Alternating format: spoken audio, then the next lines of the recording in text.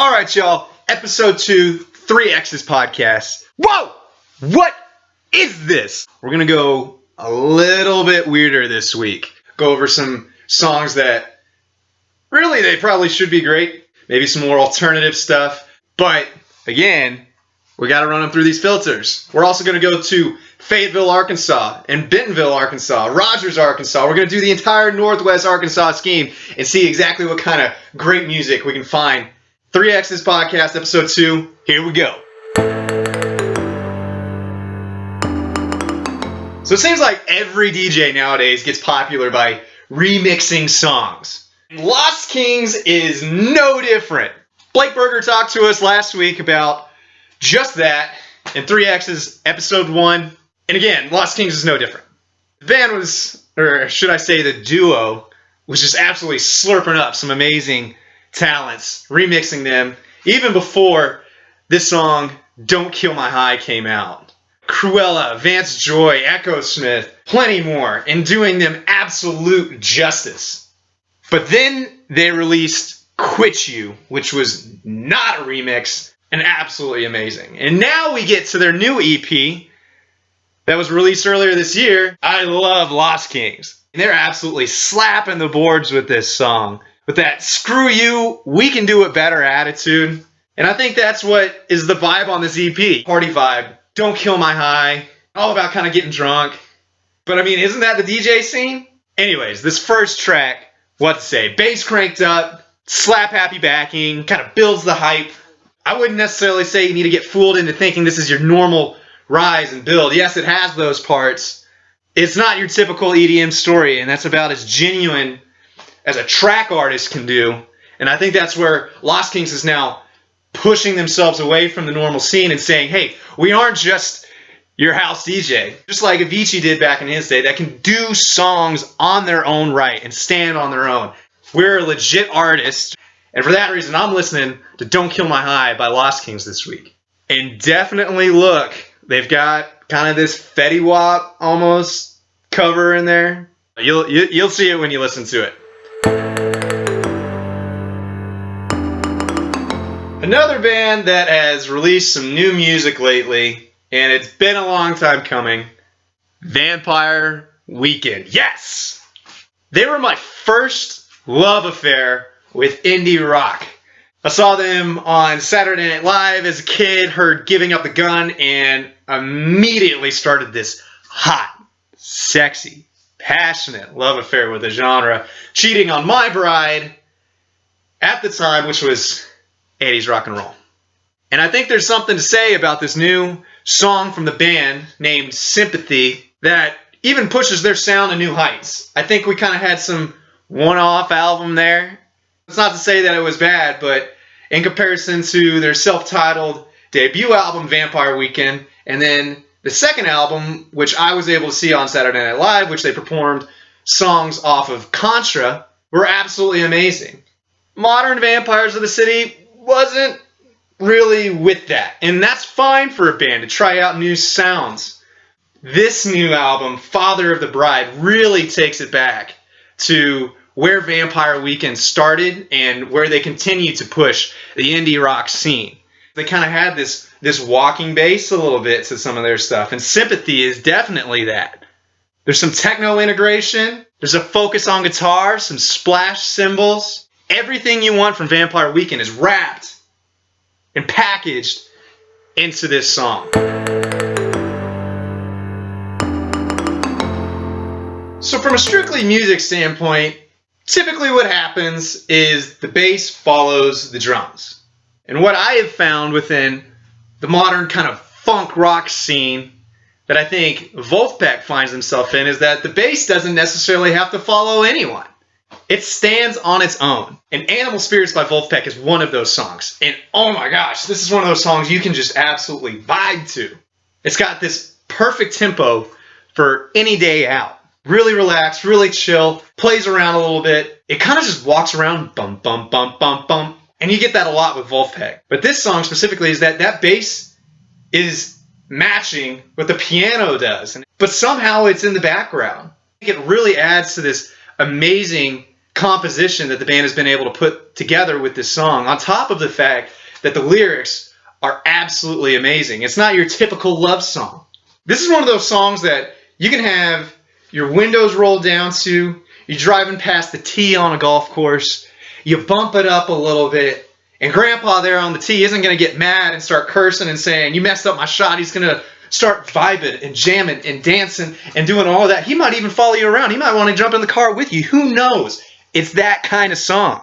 And the great part is that there's like the tiniest little bit of horns flying around in this thing. Amazing. So that's another song that I'm listening to this week, Animal Spirits by Vulfpeck. I find that serious talent comes from areas with three things. A lot of entertainment, I'm thinking of you, New York. A lot of drugs, thinking about you, Miami and Los Angeles. And, especially within the last few decades, places with a lot of caffeine. And I'm talking about Seattle. We get those types, Nirvana. Yeah, they're really from Aberdeen. We're going to clump them in with Seattle. We've got Walk the Moon, we've got Macklemore and Ryan Lewis, but we also have this one amazing artist that I'm listening to this week, Grieves. His song, Speakeasy, is such a vibe. He's an absolute beat maker. I think he really tries to be a rapper, but he's a beat maker, and this song is definitely that. It's all instrumental. And the unique thing about this song is that it's dramatically different than all the other beats that he makes. And so you've kind of got this relaxed chill. It's almost angry. You kind of feel like you're in a dark room in a sense, but you're listening to just really just calming, edgy music. No vocals needed on this track, which I think it makes it a little different than another track on this album, Sunny Side of Hell. It also makes it dramatically different than another one of his tracks that I love, which is Cougar Catnip. But this offers more than just guitar riff-raff. And definitely the guitar has a focus, a front focus on this song. But it's not the only thing. And I don't think you get caught up in that guitar being at the front in place of lyrics. Everything here is focused on the beat. You know, obviously he broaches beatmaker with a bit of candor, or a beatmaker of a generation, for how he's able to quell your emotion and really kind of relax you and calm you within his genre.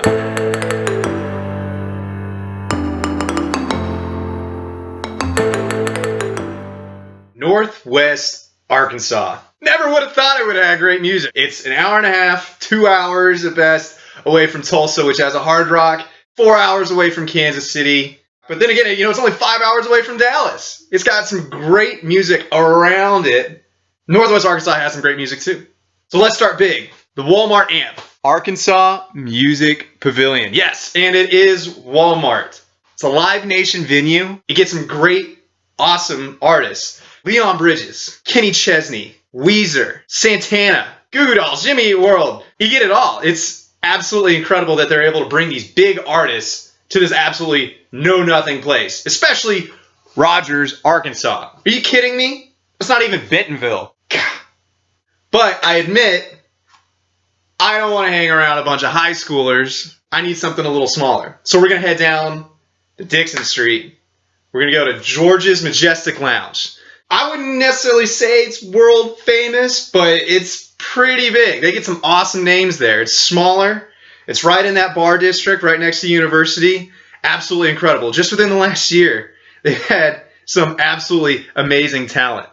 And I'm going to go ahead and apologize to Co Wetzel because I should have known better.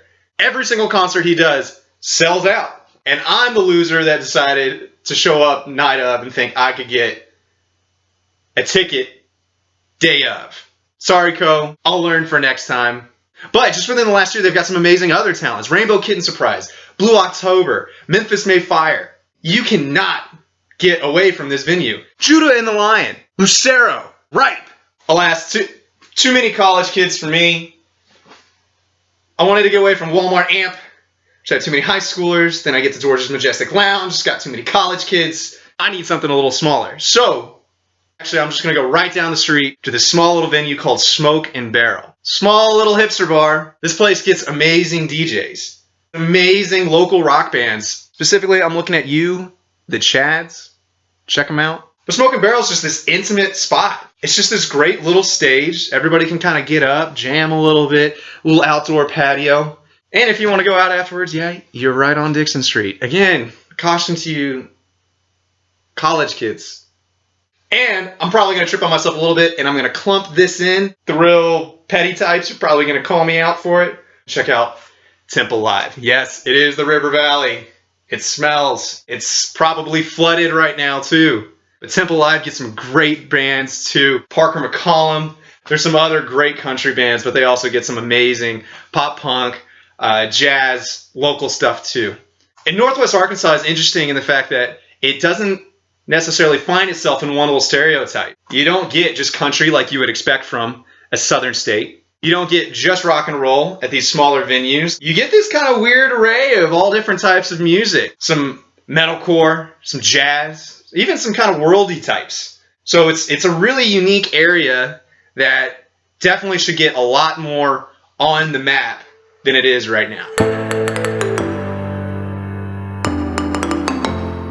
Let me send up a prayer real quick, because rock and roll is dead. That's at least if this song by Stoplight Observations is the only song you have available for listening. Trust me, there's plenty of other songs out there that do the genre justice, but Too Young by Stoplight Observations is not one of them.